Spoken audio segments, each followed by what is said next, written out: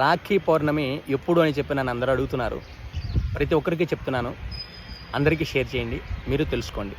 August నెల 19వ తారీఖు సోమవారము రాఖీ పౌర్ణమి, రక్షాబంధనం, కృష్ణ యజుర్వేద ఉపాకర్మ, జంజాల పౌర్ణమి అని కూడా అంటారు.